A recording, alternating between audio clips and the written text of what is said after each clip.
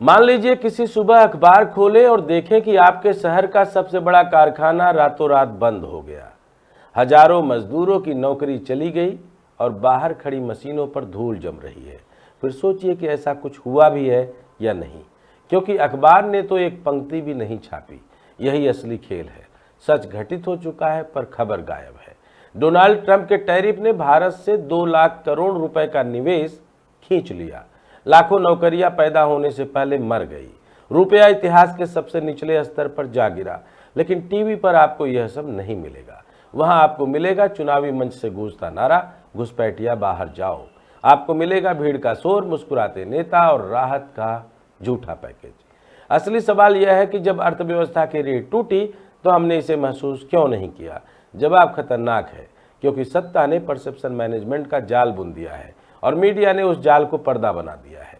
यही वह क्षण है जब लोकतंत्र की आत्मा खतरे में है और जनता को समझ ही नहीं आ रहा कि उसके पैरों के नीचे की जमीन कब खिसक चुकी है। नमस्कार, मैं डॉक्टर विजय शुक्ल। जब 2 लाख करोड़ रुपए के विदेशी निवेश प्रोजेक्ट रुक गए तो टीवी पर क्यों नहीं दिखा? क्यों अखबारों में इसकी कोई खबर नहीं बनी? क्यों जनता को इसकी भनक तक नहीं लगी? यह सवाल महज अर्थव्यवस्था का नहीं, बल्कि लोकतंत्र के असली स्वरूप का है। डोनाल्ड ट्रंप ने भारत के निर्यात पर 50% का टैरिफ लगाया। यह केवल व्यापारिक निर्णय नहीं, बल्कि भू राजनीतिक दबाव का परिणाम था। रूस से तेल खरीद पर अमेरिका नाराज था और भारत को सबक दिखाने के लिए यह आर्थिक हमला किया गया। असर तुरंत दिखा। एक बड़े अखबार की रिपोर्ट के अनुसार विदेशी कंपनियों ने भारत में 2 लाख करोड़ रुपए से अधिक के प्रोजेक्ट रोक दिए। इन प्रोजेक्ट्स का रुकना मतलब लाखों नौकरियां पैदा होने से पहले ही मर गई। यह वही स्तर की चोट है जो 2010 के वैश्विक मंदी के बाद पहली बार दिखी है। भारत का निर्यात सीधा प्रभावित हुआ। वस्त्र, रत्न जवाहरात, चमड़ा, झींगा और कालीन जैसे श्रम गहन उद्योग अमेरिकी बाजार पर निर्भर थे। अब इनकी मांग अचानक 50% टैरिफ के कारण घट गई। वाणिज्य संगठनों ने चेतावनी दी कि लगभग 48 अरब डॉलर यानी 4 लाख करोड़ रुपए तक का निर्यात जोखिम में है। तिरुपुर, नोएडा और सूरत जैसे हब में उत्पादन ठप हो गया। कोलकाता के मेटियाब्रूज गारमेंट हब में 15,000 यूनिट्स में से आधी बंद होने के कगार पर है। बंगाल का यह उद्योग लगभग 20% निर्यात खो देगा और 100 करोड़ रुपए की निवेश योजनाएं स्थगित हो गई हैं। उत्तर प्रदेश के रामपुर में पुदीना तेल उद्योग पर भी संकट है। ऑर्डर रोक दिए गए और नौकरी पर तलवार लटक रही है। यह कोई अफवाह नहीं है। अंतर्राष्ट्रीय एजेंसियों ने भी खतरे की घंटी बजाई है। मूडीज ने चेतावनी दी है कि भारतीय विनिर्माण पर सीधा आघात होगा और जीडीपी में 0.3% अंक की गिरावट संभव है। गोल्डमैन सैक्स ने अनुमान लगाया है कि यह झटका 0.6% अंक की गिरावट ला सकता है।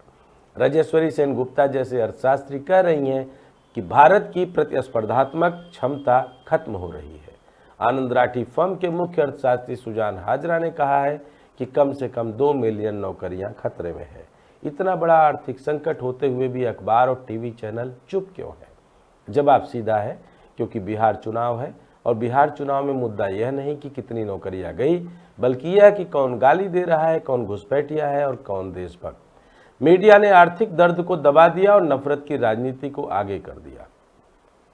सरकार ने भी परसेप्शन मैनेजमेंट का सहारा लिया। अचानक जीएसटी में कटौती कर दी। टूथपेस्ट, शैम्पू, मोटरसाइकिल, बीमा प्रीमियम सब पर टैक्स घटाया। टीवी और अखबारों में यही खबर छा गई कि सरकार जनता को राहत दे रही है, लेकिन यह राहत केवल एक भ्रम था। असली संकट वही रहा। रुपया गिरकर 88 डॉलर से नीचे चला गया। निवेशकों का भरोसा टूट गया। उत्पादन रुका और निर्यात आदेश रद्द हुए। विपक्ष इस समय बी से बिहार और बी से बीड़ी के अपने जुमले में खुद को फंसाए बैठा हुआ है। कुल मिलाकर कांग्रेस की वोट चोरी वाली पूरी की पूरी यात्रा केरला के ब से बीड़ी, ब से बिहार वाले प्रकरण से पूरी तरीके से फिर से मटिया पलीद हो गई है। सरकार की रणनीति यही है कि असली चोट पर पर्दा डाल दिया जाए और जनता को एक झूठी तस्वीर दिखाई जाए। विपक्ष की हालत और खराब हो गई है। उसके पास ना वैकल्पिक एजेंडा है, ना मजबूत मंच। विपक्ष भी चुनावी समीकरणों की राजनीति में फंसा है। वह बेरोजगारी, निवेश और आर्थिक बर्बादी पर जनता को संगठित करने में नाकाम रहा है। इस तरह सत्ता और विपक्ष दोनों नैरेटिव मैनेजमेंट के खेल में उलझे हैं। सत्ता असफलता को सफलता बना रही है और विपक्ष असली मुद्दों को छोड़कर वही खेल खेलता है जो सत्ता चाहती है।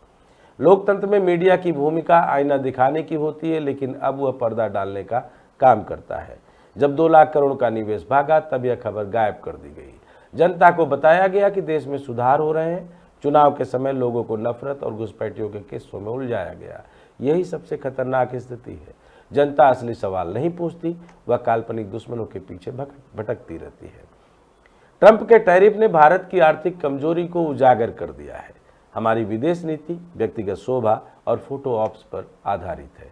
जहां हाउडी मोदी और नमस्ते ट्रंप जैसे कार्यक्रमों में तालियां बजी, लेकिन मेज के नीचे भारत के खिलाफ दस्तावेज तैयार हो रहे थे। अब उसका परिणाम सामने है। 2 लाख करोड़ रुपए के प्रोजेक्ट ठप हो गए, लाखों नौकरियां पैदा होने से पहले मर गई और रुपया इतिहास के सबसे निचले स्तर पर पहुंच गया। यह स्थिति केवल आर्थिक संकट नहीं है, बल्कि लोकतंत्र का संकट भी है। जब इतनी बड़ी घटना पर चुप्पी साध ली जाती है तो छोटे मुद्दों पर कैसा अंधेरा होगा। लोकतंत्र केवल नारों और भीड़ का उत्सव बन गया है। भीड़ चीखती है, नारे लगाती है, लेकिन यह नहीं समझ पाती कि उसके पैरों के नीचे की जमीन खिसक चुकी है।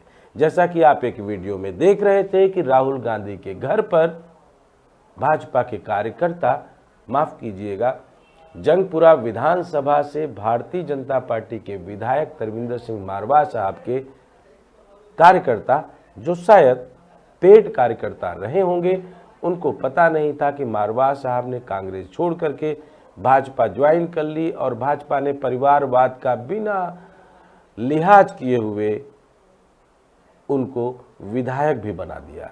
लेकिन जनता ने अभी भी उनको पंजा निशान करके बताने का प्रयास किया।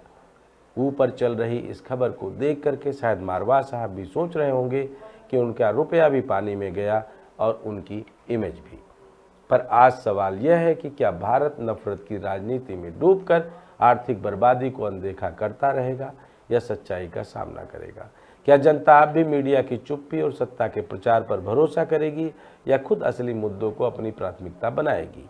यदि जनता ने यह नहीं किया तो आने वाले वर्षों में निवेश का यह पलायन दोगुना तिगुना होकर पीढ़ियों का भविष्य निकल जाएगा। इतिहास यही लिखेगा कि जब भारत की अर्थव्यवस्था ढह रही थी, जब 2 लाख करोड़ का निवेश रुक गया था, जब लाखों नौकरियां पैदा होने से पहले ही समाप्त हो गई थी, तब जनता चुनावी नारे लगाने और घुसपैठियों पर बहस करने में व्यस्त थी। यही सबसे बड़ा धोखा है, यही सबसे बड़ा अपराध है। अगर आपको लगता है कि इस तरीके की पूरी नज़रअंदाजी वाली जो खेलने की प्रक्रिया है जायज़ है, तो आप कमेंट ज़रूर कीजिएगा, जिससे कि मैं अपने आप को सुधार सकूं। जय हिंद, जय भारत।